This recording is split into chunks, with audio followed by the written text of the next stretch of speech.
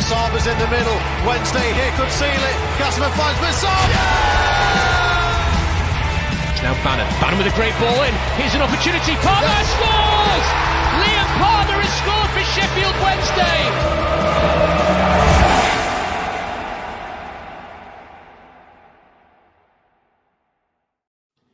Hello and welcome to the Wednesday Till I Die podcast. This is Extra Time. I feel like this is a question that quite a lot of people have been thinking about. Some people have said it. Like I said, a lot of people have certainly been thinking about it over the past couple of weeks or so. But it's also a question that I think some people feel like they can't ask or come out and say just because of how high esteem we hold Danny in at the moment. He is, people say the best manager that we've had in a very, very, very long time. But, as people have been saying it, we're going to discuss it. We're going to talk about these difficult questions, of course. And yeah, the question is whether Danny Röhl should shoulder some of the blame that for this poor run of form that we've seemingly found herself in since the turn of the new year. I would say, to be honest, it's not been great. When you look at the form at the moment, last 6 matches, 5 points, 1 win, 3 defeats, 2 draws. There's only 4 teams that's worse than us. And then when you look at the home form, well, there's no one as bad as us at the moment. In his home form, it doesn't look very good at all.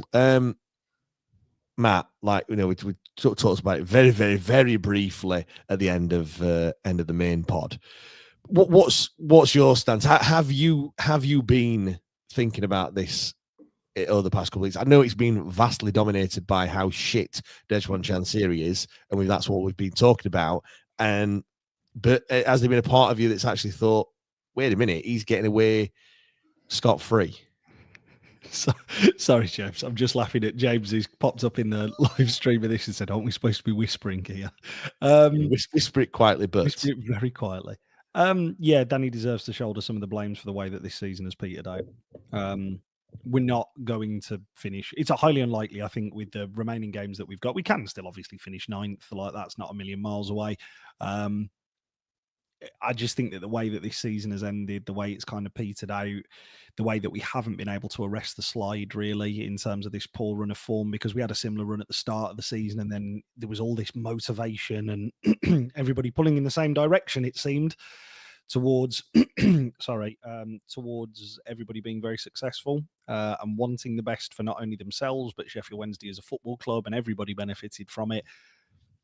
I don't think that's the case anymore, and I don't think that's been the case for a while. I think it's felt like the moment that things became mathematically, and it also happened in the space of like 2 weeks, didn't it? We made ourselves safe, and then the next objective was playoffs, and then inside of 2 weeks we were definitely not getting playoffs, and you just kind of sit and think, yes, I know that's frustrating, but the drop off in performance level from what we've seen as a fan base from the last 14 months of Danny's kind of coaching career, and also the the players' playing ability as well, has been severe. So I do think in terms of the playing squad, I think the same as our level at the chairman with the ownership model, the blame lays squarely with the manager, and I think it is going to leave a slightly sourer taste in people's mouths when they look back on it, I think, because this squad is not being left in a great position. I mean, for me, I think should he shoulder some of the blame? I think yes. I mean, it's not all down to him. I do feel like his hands have been tied somewhat, and the fact that he's having to work with a shoestring budget. Now, I don't know what he was told that he was going to get, but he's certainly not got what he needs anyway, which is some, top quality players. All eggs were put firmly in one basket with signing Ike, but which, and Joe, we keep talking about him. We all wanted him. We all sat here and we all wanted to sign him, given that, we'd seen what he can do. For me, the blame lies, if we're going to put any blame on Danny Röhl, you look at the same period of time last season. So I'm going to actually get it to to today, actually. So it's the right amount of games as well. So New Year, basically 2025 from New Year's Day to now, and then I'm going to do the same period last season in 2024. Last season we had let's have a look. Let me just change the date. I've just some great need some padding here. Some great padding. Well, I've got just while you're searching it, James, I've got a million questions loaded to fire at you as well from people. Good. Obviously, you put it in the Discord as well. Great stuff. So at this point last year, there were seven wins, 4 draws, and 7 defeats. We've got 25 points. Obviously, I know we finished really strongly, didn't we? After like the last kind of 6 games, so maybe it's not going to land as well as I thought. But we've got 20 points this season. We had 25 points the same time last season, but we finished really strong. You know, we had all those wins right at the end. What point I want to make is Danny Röhl changed the way that we played considerably. We needed to get points, so he played in a way that was more suited to the squad that we had. Yeah. Will Volks shone in the last kind of 5 or 6 games. He was a player that that really came alive. You go back to the tackle that he made against Blackburn, that like combative nature, that game that we obviously got us out of the bottom 3. Now he doesn't. Danny Röhl's kind of stuck by his principles, and I don't feel this season he's wavered from them much. He's not. I know he's played a back 5 instead of playing a back 4, and I don't think he wanted to do that. But I think his hand was kind of forced with the injuries that we'd had. But this season, it does seem very much like this is the way I'm going to play, and it's tough. Like I'm just going to keep doing it. And irrespective of the results, he said in the post-match press conference yesterday that like you could just cut and paste what I'm going to say now from the last 4 or 5 games, 6 games, and there's part of me that thinks, wait, like, why is he doing the same thing over and over and over again? If he's having to, it's not like it's just the last 2 games. It's literally how many times have we sat here and said, they're just not finished your chances, and then we've made these mistakes at the back. Like, do you know what I mean? Like, surely you look at that and you think it's not really working. This, but I know I'll just keep doing the same thing over and over and over again. I don't disagree with you, James. I think there was a wholesale change in the first international break because we do play massively differently. To if you go back and watch the highlights from those first 7, my God, were we playing differently there? And then he hit on something for a spell of time, which I think probably got the best out of the squad. We were still missing a hatful of chances even earlier. We were playing a back 5. We played a lot better with a back 5. And then we've gone to a back 4 and we've just shit ourselves. Yeah, agreed. And I think I'm looking at it from the perspective of, so before we did the Burnley game, I did a preview with the Burnley podcast. It was on their YouTube channel. And I asked them about Vincent Kompany and said, how do you feel about Vincent Kompany now he's left? And I was expecting, do you know what? Not great, could have been better in the Premier League. And they all just went snake, absolutely snake, sold us down the river. And I was like, what do you mean? And they were like, he had these principles and he doggedly stuck to them no matter how crap we were and no matter how terrible we were. And we got embarrassed week in, week out, but it gave him some nice clips to go to Bayern Munich with. If I'm being really cynical here, I could say the exact same about Danny Röhl. In terms of, and this might just be a trend of new modern managers. It may well be. But the same has been levelled at Russell Martin, who some fans have touted for potentially wanting here to replace Röhl after Röhl, does depart, whether that be this summer or further down the line. I just kind of look at it and I do agree with you. I think that should we have been more pragmatic over these past couple of games to try and arrest the slide and finish as high as we want? Yes, possibly. But then I look at our playing squad and I think, well, how can we? Like, I look at our playing squad and fundamentally our playing squad works best, in my opinion, when we play a 3 in the middle of the park. That 3, I think, works best with Bannon, Charles and another. Armstrong, if he's fit, but he hasn't been fit. Ingelsson is very hot and cold. And I don't think it's worked for Josh Windass the second half of this season. I look at that and think, okay, cool. So how do you play a 3? Because that is when we play best, in my opinion, when we play a 3. How do you play a 3? And especially now, since the season is practically over from a points perspective, I'd be surprised if we see much of Bannon. Yeah. Like, Bannon was in a hotel, obviously, on Friday. I think he posted that snap with his daughter. I don't know where the snap was that he's posted on Instagram just before we started recording. It may well be at his home. It may well not be. There's rumours circulating that he's been battling a foot injury, it was his knee, wasn't it, before? There's been rumours circulating that he's got a problem with his foot and he's been having painkilling injections to get through it. I still look at that and think you've got to find another way to do so. But I suppose, what is the incentive now? Aside from giving young players game time, which is what he is doing, to be fair, he is giving young players game time and minutes to players who haven't had a lot where possible. Ibrahim Sissoko yesterday got a cameo appearance. Charlie McNeil got 20-25 minutes. Pierce Charles we've seen come in, which is all positive on the surface. Pierce Charles has been at fault for, in my opinion, none of the goals that we've conceded. Maybe bar the second one at Blackburn, you could argue, but I'd argue we should be stopping the cross before it gets there. But it hasn't improved it, and it's not going to, because we're not doing anything to protect those players. We're just dropping them into a system and say, go on, crack on. I do kind of agree with what you're saying about the whole clips things. I mean, James has just said, not from the last 5 games. No one's clipping those for their portfolio. No, sorry, James. Sorry, just to cut you there, because I know you're about to go off on a point there. They will, because Anthony Masaba's chance yesterday was really well worked until the finish. The finish is dog shit. Like, the finish is irrelevant, isn't it? Really, the fact you have a score or not, you just say, well, that's down to this. That's kind of what, when you say, well, that's not on the manager. He's created the chance from playing the football that they wanted to play. Just because he's shit himself and he got to the 6-yard box, it's not really the manager's fault. How many times have we seen that this season? Because that is a carbon copy of the chances we have missed consistently this season. Lovely little bit of interplay. Ball in behind a fullback, splits your centre half and your fullback onto an on-rushing, pacey winger who doesn't find the centre forward because it's an overhit or hit to the back post cross. Back post player misses it. How many chances has Josh Windass missed of those? Hundreds, like if you add them up. It's not down to the model. And if you are going higher and you're working with better players, Southampton, Leipzig, Leicester, you know, like if I think about the 2 wingers that Leicester had the last time that they were in this division, I'm being conservative here. They'd probably have about 15 goals.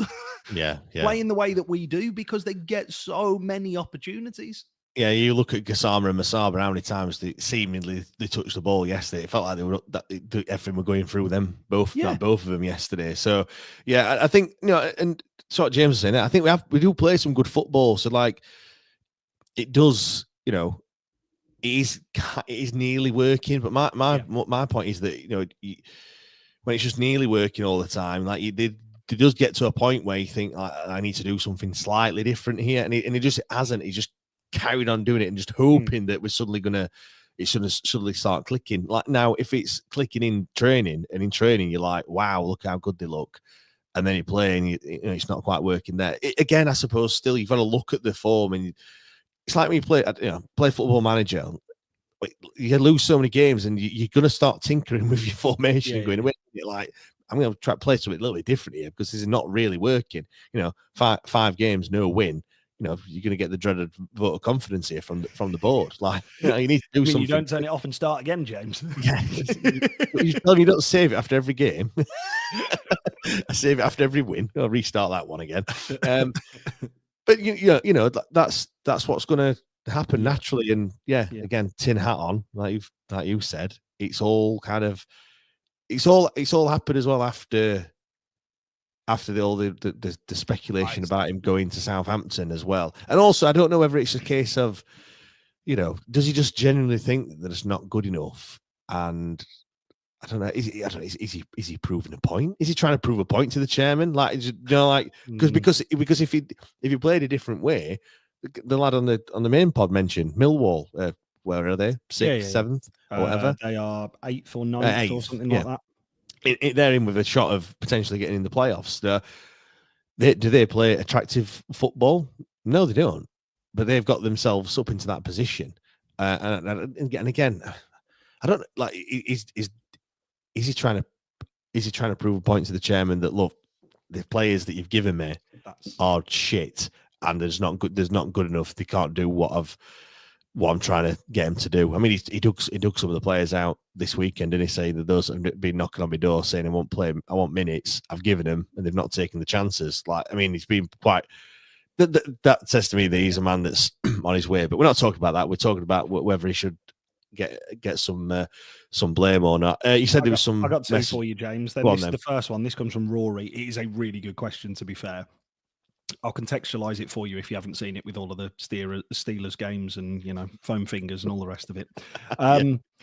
Can Röhl only win games when it really matters? So he has to move away from his idealism and vision and play a more English second-tier style. It seems when we get into a comfort, he starts to play his own idealism and we can't win. Start of the season away at Sunderland and Millwall, for example. Since we got safe this season, start of last season. When there is some jeopardy, he moves away from this style and we win. Is this linked to what the media have been leaning on recently, that football fans are getting sick of this passing around the back for no sake? When we have to win under Röhl, we tend to attack faster and more direct. So do we need a manager whose actual vision is aligned with what Röhl plays when he has to? Yeah, probably. Like that's what I was saying. That's kind of what I was saying about like contradicting myself. That we perhaps need a slightly different manager, because I just don't think we've got the squad at this moment in time to play the football that Danny Röhl plays. But then again, you don't just is he just a one trick pony? Like, I don't know, because we did all right last season when he changed his tune. It does seem to me that he's getting away scot free, and I hold myself accountable for this as well. Like, I'm looking at the bigger picture, and I'm kind of looking at like he's doing this shit because of the whole situation off the pitch. But we have been. There's a common theme throughout the whole season, and we sit in here and said, look, we could have won all those games. One's unlucky, two's like, all right, and then three, when you get 3, 4, 5 times doing the same thing, there is a bit of a theme here. Do you know what I mean? But I agree with what Rory's saying. Yeah, I agree with you, James, on that point in there, in terms of kind of banging your head against a wall and hoping something's going to be different. Look at the subs yesterday. Look at the subs that were made. They're not obviously like for like, but if you look at the subs over what we've made over the back end of these last couple of games when the jeopardy has been off, we are making kind of like for like-ish replacements here. Like, we didn't change anything yesterday, do we? No. Like in my head here, like if you take off Josh Windass, who is the most like for like replacement that we have within our playing squad, like him, who is it in your opinion? Probably put me on the spot here. Ingleson, maybe. I don't know. I don't think we've really got another number 10, have we? I can give it you. It's the lad who's come in for I want him to play, Charlie McNeil. Well, but he's never plays, does it? No. But I genuinely believe he is the most like for like Josh Windass replacement. Yeah. Now, I would be fucking astounded if Josh Windass signs a new contract here in the summer. Genuinely, I'd fall off my chair that I'm currently sat on if Josh Windass 17 goal involvements though this season. Yeah, of course. Of course. But I would be. He should have 17 goals and then the assists on top of it. Yeah. Can't criticise him though. Can't criticise him, otherwise his mum and Joe Cran will come after you. Sorry. No, I just look at it, James, from the perspective of, if you're taking Josh Windass out of this side, we have a like for like ready-made replacement in Charlie McNeil. He's just without the goals and the assists, which I know is a huge part of football, but they play in the same way. They almost run identical as well. Yeah, like the running style is so similar. The way they feed into one another is so identical. Everything is the same. It's a carbon copy. Which again, I understand from a continuity perspective and trying to build a squad and trying to build an identity is exactly what you want. The problem is what you can't do is then have one eye on what your next job is from December and not give that player game time. Because that is the bigger criticism for me. Before I come on to your next question for your starter for 10, I look at this and just think, your head has been turned. There's no ifs or buts about this. Yeah. Your head has been turned.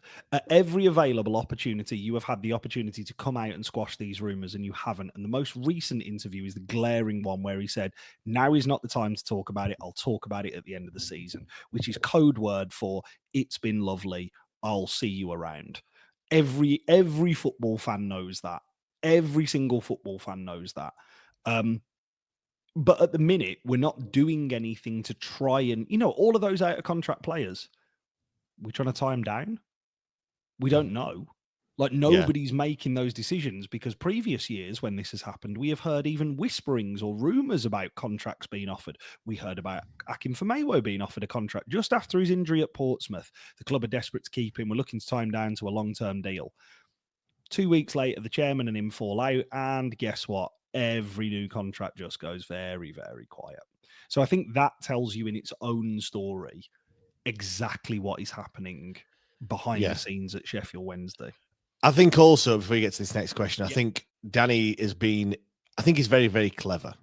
I think he's been able to hide behind all this activity with the chairman, with the fans and the chairman, and he's been able to do a lot of things. And he, had it not been for the situation we are in with Dejbon Chansiri, maybe us as fans would perhaps look at it slightly different. But because we do, because he did keep us up last season, because we do think he's God's gift and everything else, we always, and we think, the chairman is an absolute lunatic, which he is, of course. Yeah.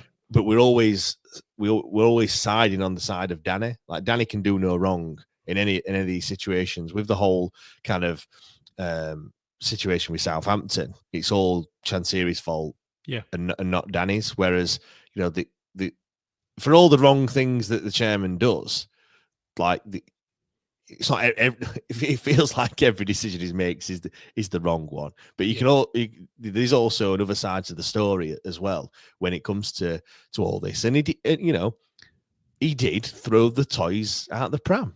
Yeah, Danny Röhl, that is, when he didn't get his own way. It takes two to tango, but there was just two people, and neither of them were budging. Yeah, and I think we always say it's the chairman's responsibility for doing that, which I do agree. I think, but they was both being spoiled little brats and they were all doing it for kind of personal gain and not for the betterment of the club. They all had both their own morals, or whatever it was, and we were the people that fell out. And I think that's kind of been brushed under the carpet a little bit with the way that Danny treated the whole situation, which it was quick to come out into the media and tell everyone about, Ask Chansiri, because obviously the fans forum was going on. But like, I put myself in my situation. If I'm the manager and I want some new players because I feel like I need them, I'm not just going to wait there. Like, you're going to force the issue. Do you know what I mean? Like, you're going to do something. So I think that's something that he's not really got much blame for in his time. But yeah. No, I agree. And this feels like we're turning into a big, let's all jump on Danny Röhl now he's supposedly off type of thing. But it is true. Like, you are right, James. Like, again, we said it on the main pod. The truth is somewhere in the middle. Has the owner fundamentally supported the manager to do the best job possible? No, he hasn't. He has not done so. Did the manager desperately want to explore options of at the time, Premier League club when the offer rolled around? Yes, absolutely. Who wouldn't? Who wouldn't want to go and do that? Who wouldn't want to go and test theirself? And who wouldn't, when their stock is highest, go and do that? Because honestly, the way that we're finishing this season, I've just had a look at the table while we were sat talking about this, James. We're on 53 points, QPR on 50, Preston 49, Oxford 48, Stoke 47, Portsmouth 46. Realistically, we could finish anywhere between now and the end of the season. Forget your top 9, they're gone. Like, your top 9 is Millwall on 60. So your top 9 are gone. Like, that's well out the way. That's well out of reach. Yeah. You could finish as high as 10th here. Like, you could. Currently, as the day of recording, Blackburn are on 56 points. And they are not a good side, Blackburn. We witnessed that in the first half on Tuesday. Blackburn are not a good side. So we could finish as high as 10th. But that is going to require us to go on and win 3 games out of the next 4. We aren't going to do that. We are not going to do that. I will stick my neck out here now and say that is not going to happen. There's more chance of us losing 3 of the next 4. There is more chance of us finishing 17th than there is us finishing 10th, in my opinion. Yeah. That comes down to the fact that since this all happened in December, and he does have to take responsibility for some of this, you have, in the latter part of this season, like the last 7-8 games of the season, that final home stretch where, as you rightly mentioned, last year, when you were desperate to keep them up, desperate to do that, you were throwing everything at it until something stuck. Now we're not. Now we're basically admitting we're going to give up the ghost here. That's what we're doing. Yeah. So, yeah, anyway, I'll come on to your second question, James, because your second question here is from Flash. So he talks about starting to write a question around whether he places too much emphasis on his style and opposed tactics and substance, but we've kind of covered that here. The question is to take a step back from that, and what would be what specifically has got wrong with the season when playing at home? Because the home form is atrocious. You cannot dress that up any other way. Is it him being too stubborn to his philosophies or style of play, as opposed to thinking about how to get results, like so many teams have done to us at Hillsborough this season? Oxford, prime example. Yeah. With the players he has at his disposal. He then goes on to say, please don't get me wrong, I think he's done a great job considering all of the circumstances, DC, players at disposal. But in my opinion, I do think there has been some naivety. Yeah, what's gone wrong? I think as a club, as a team, I think we'd better on the counter. Yeah. We're better when teams come to us and have 55, 60, 70% possession in some cases. We look more threatening. When we get given the ball and go do something with it, we tend to struggle. And I think that's one thing that frustrates with the fans is when we get the ball at the back, we're clearly waiting for them to come on to us to try and then create pockets of space and run into. But then they get to a point where once a team beats you, and it happens once, it's just once. When it happens again, then especially like in the 2 successive games, the third team that's going to play you, they will be absolutely stupid not to try and follow the same blueprint as the 2 teams before, unless you are one of the top sides, unless you are I'm not going to choose them down the road because, they're not a top side anymore. Or a Leeds. Yeah, Burnley or a Leeds. A Burnley or a Leeds. Obviously, the derby's different. That is just totally different kettle of fish. But you're a Burnley or a Leeds, you're going to play your own way. But any other club, really, they're going to just look at how other teams have done it and do the same. And I think we've fallen into that trap whereby now teams just sit in and just ask us to break them down. And we're not, I don't know, is that kind of down to us as the fans that we're expecting us to be on the front foot all the time? And I think that Danny came out and said that he's very front foot pressing, high press and all that. We don't really do the high press much anymore, do we? Really, but yeah, I think he is really stubborn. We came onto that before. He doesn't really change. We're just playing the same way over and over again and expecting different results all the time. I know he makes changes in personnel, rightly or wrongly. I think sometimes, like when things, because things haven't gone drastically wrong, have they either? I do think we're very, very nearly there. But when it comes down to the results and stuff, like the results just aren't good enough. Like there's too many defeats in there. I mean, like the home form since the turn of the new year, 1 win, 3 draws, 5 defeats. We've picked up 6 points. Yeah. If you take out, if you do it from the 2nd of January, well, that's 3 points that we've picked up. No wins, like no win. I think it's no goals in the last three games either. Have you noticed as well, like the chances that we're creating have started to dry up a little bit now, haven't they? Plymouth seems a long way away, James. I know it is a fucking long way away, but Plymouth away seems an awfully long way away, that 3-0 win down there. I'm going to throw another question at you here. Do you think we have the right mentality when we go into games?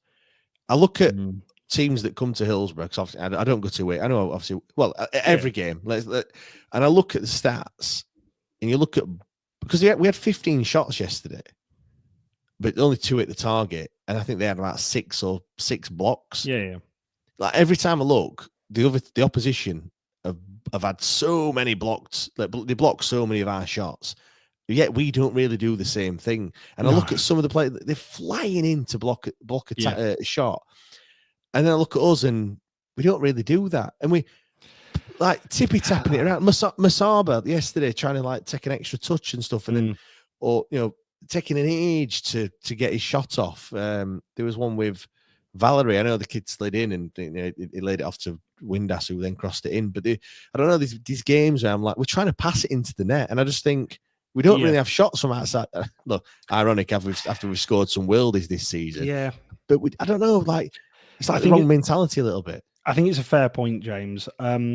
My thing on that is, and I suppose this will be interesting to see in Danny's next job post Sheffield Wednesday, is what happens when it wears off, when that magic wears off.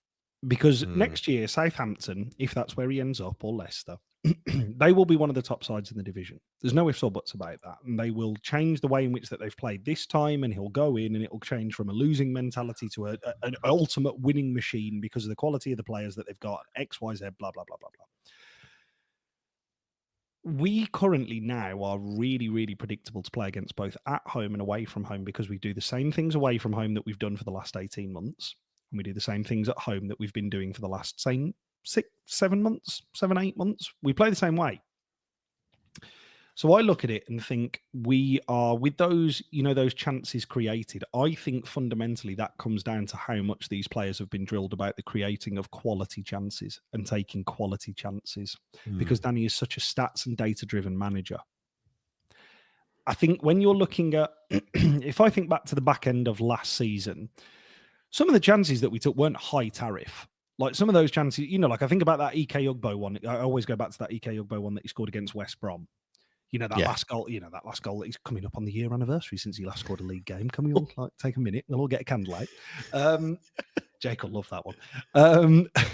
But I'm looking at that and thinking that's not a high tariff chance. That's a player just driving into the box blindly, an anti-Masaba, trying to get a penalty kick, and a player running up, backing him in and hitting it as hard as he can. There's no... There is no footballing nous about that, is there?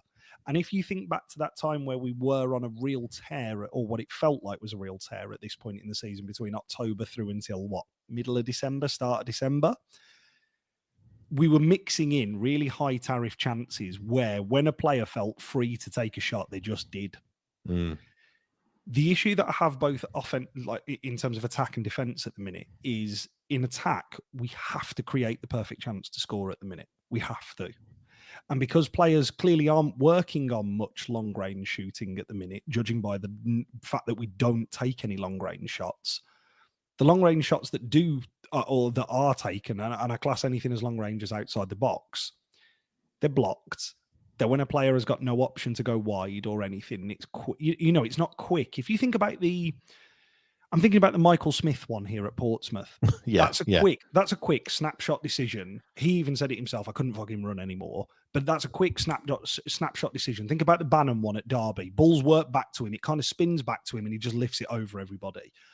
We don't take that shot next. No. Now that ball goes back to Bannon, and he looks to switch it and go wide. And then we look to getting the ball in through those areas. The same, I think, rings true for defensively. Defensively, we don't have players who break shape. They don't break the line to go out and block those tackles. I think back to the Derby game. There was a couple. The Josh Windass one is the glaring one. Shock. The chance that Josh Windass missed, where who was it? It was either Harrison Burrows or Hamza Chowdhury. Somebody comes tearing out to him and they block the shot immediately. Yeah. But that is, if you watch those top teams, and Sheffield United aren't a top team in this division anymore, but if you look at those top teams in our division, there is always one player who breaks the cover or breaks the line and goes to close the player down and flies at it. And they kind of run the risk of, do you know what? If the shot beats him, it beats him. But a lot of the time, they will get their body in the way. Again, it's another way of looking at percentages. It doesn't feel like Danny's cottoned on to that yet. Like, I think back to the Cardiff game, the Cardiff goal. Nobody closed him down. Like everybody's in shape and they are defensively set. And I can't argue against that. But it does allow the player an opportunity to take a touch and then hit it. And we've seen a lot of those opportunities over the past couple of weeks of, I don't want to, I am being critical here of players and also the coaching style. There's such a tying to stay within that structure. The structure will support you. The structure will do this. That actually in one-on-one battles, we lose them consistently at the minute. Like that, the Oxford goal's a prime example. It's a breakdown and Marvin Johnson's asleep on the back post. Yeah. Now you can put that down to the player being not good enough or finished or washed or whatever. But it's also down to the fact of Marvin Johnson is being taught, like he was when we're going forward, don't take him on cutback, play it inside. That's the high percentage pass, play that. The same goes for this. Like, stick tight to your man, even if you don't win the header. Whereas last year, as you rightly said, James, we had players who had the license and freedom to go and win the individual battles, where we don't have that license and freedom anymore within this current system. It's kind of like we're just ticking boxes rather than trying to win football matches. Yes, agreed. And as long as you satisfy what Danny Röhl wants from you, it's all right. Rather than playing on feel, like it's almost like he'll tell you off because you didn't get this many XG and stuff. James just said there, but again, we're not setting up to exploit weaknesses, as is Flash's point. No, it's James's question I'm coming on to last, James. Go on, you were going to say something. While you were looking at while we talk about shots from outside the box and stuff, I thought let's have a look let's have a look where we sit in it all. Our average distance for shots throughout the whole season is 16.9 yards, which you're probably asking how's that compared to everyone else. Luton Town, obviously don't want to be using them as an example. 15.5 yards is their average. We're in the bottom half, so as in more of the closer efforts. Yeah. The team that has the shots from the furthest distance away is Plymouth Argyle. I mean, look, you've got the two sides that are bottom and next to bottom are top and bottom of this metric. So clearly, you've got to be somewhere in the middle. And actually, where is Leeds on this? Leeds is 16.5. So we're not a million miles away. But I looked at them. Let's have a look at from a player perspective. The person who has shots from furthest away is actually Charlie McNeil. Yeah, he's one shot, 33 yards out. That was yesterday. Anyone of any particular note? Barry Bannon has shots from the furthest distance away on average, 24 yards for his 46 shots that he's had this season, and only 7 have hit the target. He's got fantastic shots on target per goal ratio because he scored 4 goals from 7 shots that have hit the target, which is great. Going down the list, it's funny actually. The people with with the most shots tend to hit them out from further out. But the one that Michael Smith, his average is 14.6 from his 47 shots that he's had. Obviously, I'm guessing predominantly headers. Ironic that the goal that we mentioned is the one from far out. But there's a lot there that are inside the. I'm just having a look here. Callum Patterson, 12 yards. Jamal Lowe, 12 yards again. Anthony Masaba, 15 yards. All you'd expect your wingers to be hitting it from a little bit further out, wouldn't you? But again, he's having to get inside the box to get his shot off. Anyway, go on, give me this other one, and then we'll wrap things up because I know you want to watch the end of the Masters. James, a lot of what we've covered, obviously over the course of this chat has been filled in with James's initial question, but I do think that this is an important one.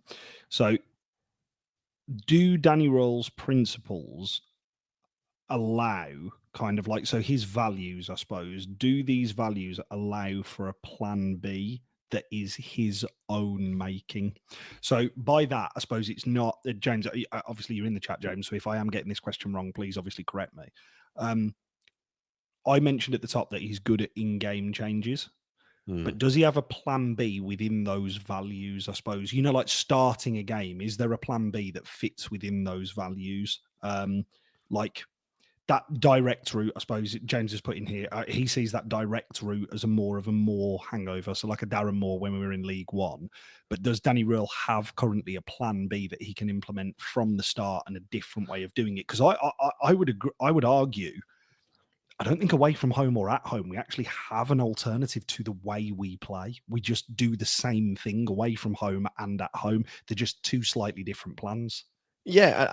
I don't think that the difference away from home is we just don't have as much of the ball compared to at home. I think we try and dominate possession at home, whether that's just because we're at home and we feel like we have to do that or not.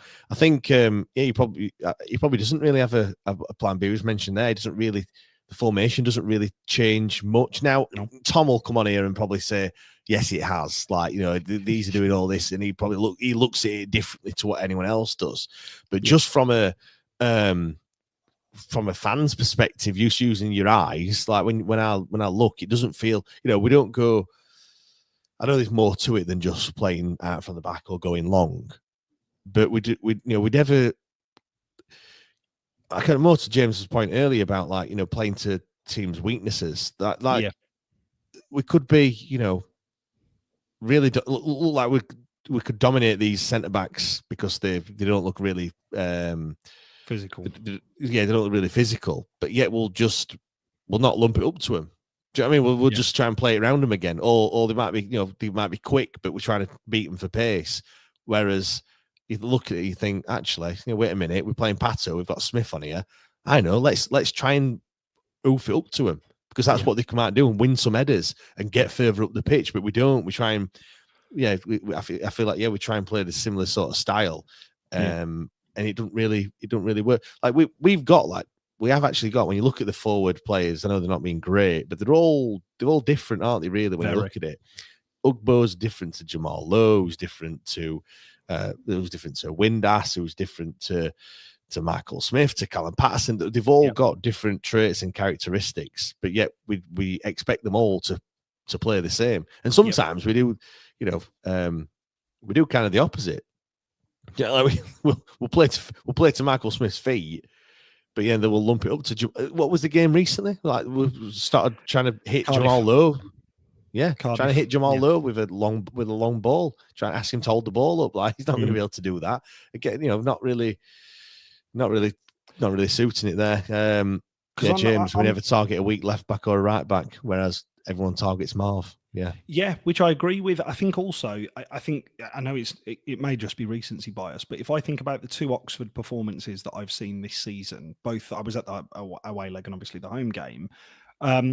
You look at those two performances and the approach, and I know the manager's changed, and I know their form has picked up. The players are fundamentally very similar, and we got a lot of joy out of playing Oxford on the floor and out footballing them. And that was set off, in my opinion, by playing Jamal Lowe 2 feet and having runners go around him. What did we do yesterday? Callum Patterson will win headers against this lot. No, he won't. These are League One shit-kicking centre halves. These are not like quality operators. They want the ball in the air because they want to head it and kick it. Yeah. Like anybody who was put, this will be some credit to those down the road. Anybody who has put a footballer on Michael Ehekwa this year has got a golden opportunity in that game. Anyone. They've noticed Michael Ehekwa is the weak link. If you play the ball up to him, 9 times out of 10, he'll win the header. But if you get it down and run him, he's not quick enough to keep up with you. And if you put a fancy turn in there as well, like Burnley did, like he'll just drag you down, yeah. He'll just drag you down, or he'll create a penalty, or there'll be a foul, or there'll be something, or you'll just go past him. Yeah. And you then clean in. We don't, the second half of the season in particular, we don't do that.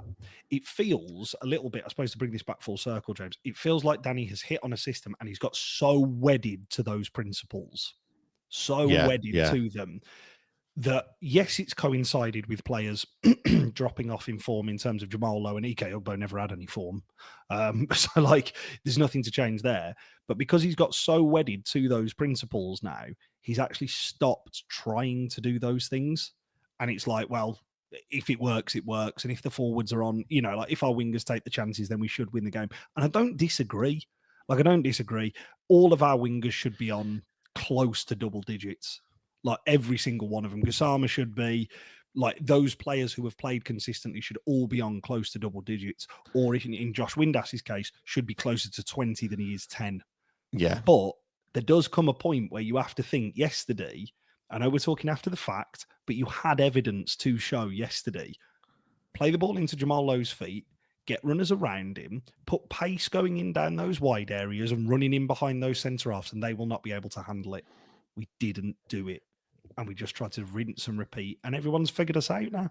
Yeah, you're right. I think I just have to go kind of back to the top and say, I feel like we've just bashed Danny Röhl for the last 45 minutes or so. And I feel like, we you have to ask the questions and you have to talk about it and stuff. I will preface this by saying that I think if we're going to put blame, if it was out of 100 and you had the chairman and Danny Röhl from a blames point of view, I'm probably trying to be realistic.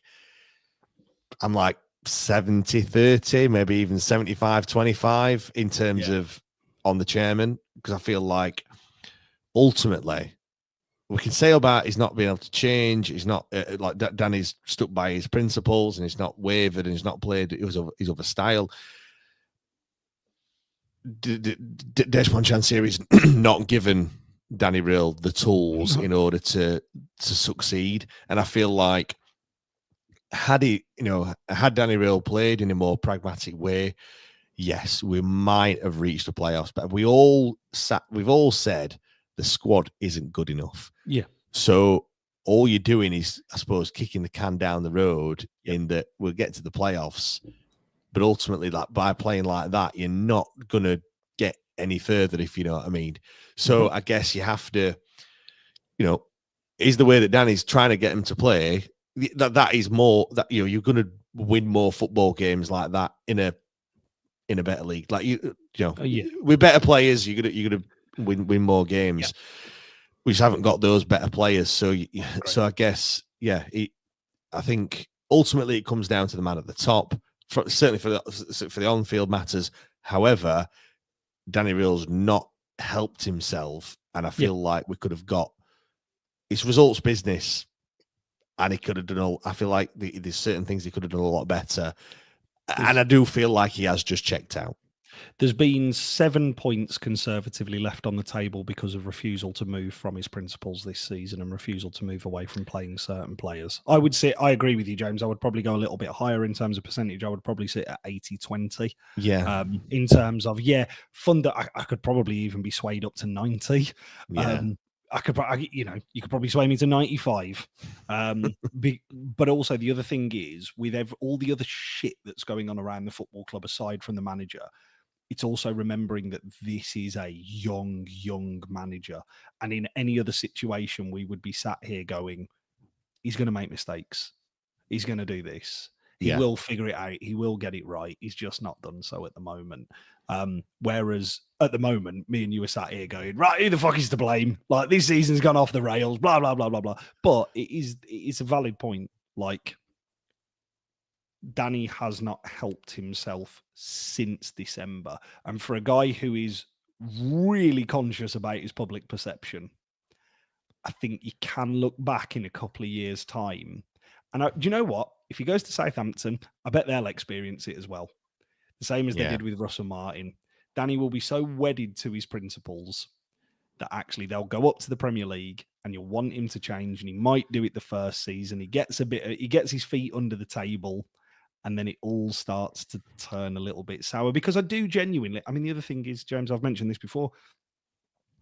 He's a top level football coach. He's going to have an ego the size of Hillsborough. Yeah. Because he's done a good job. And do you know what? I don't know what Hansi Flick is like. Yeah. As a manager. I don't watch Barcelona. I've not watched any of his sides that he's had. Very good. But I don't know what he's like with his.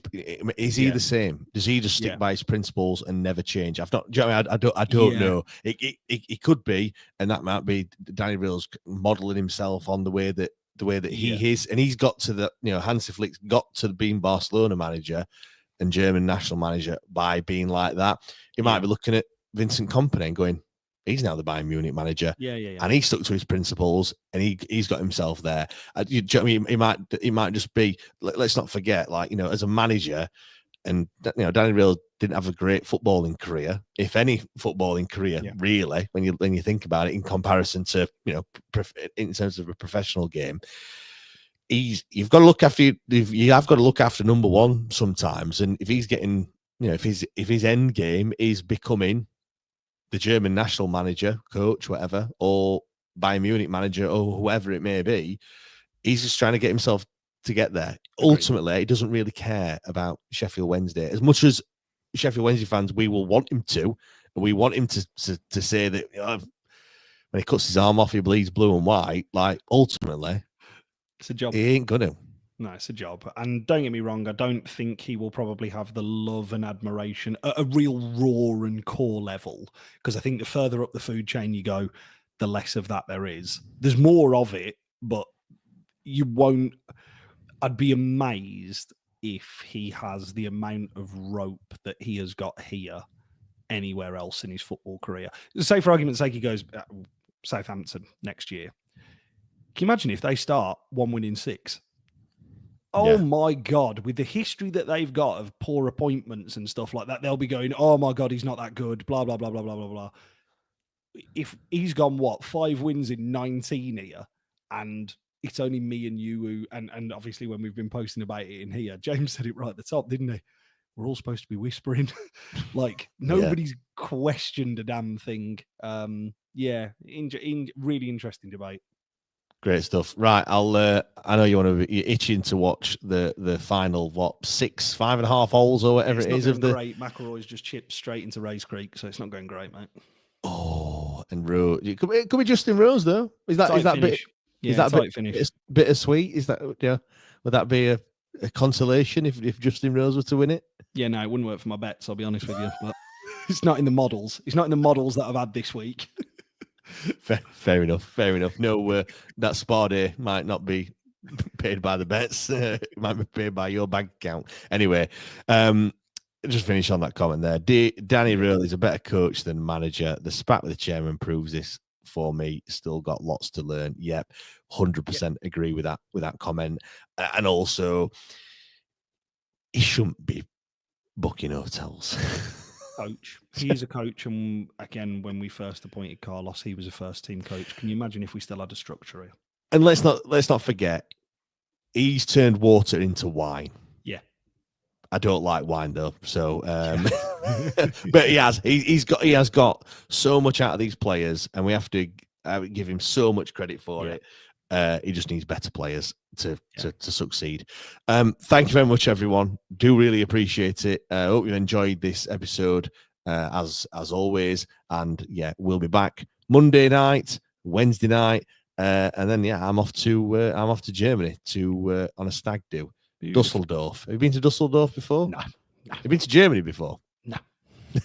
I'll tell you how it is when I come back. It is. I don't think I'll be seeing much of the city though. No. I look though. If you bottom of a stein or two, I'd imagine. Probably, yeah. My right arm will be aching and not. There's a carry-on joke in there somewhere. But I did look actually. Fortuna Dusseldorf is the local side playing the Bundesliga 2. Yeah. They are playing Sunday away from home, so I won't be watching I won't watching a game there. But anyway, thank you very much, everyone, and we'll see you all next time. Cheers.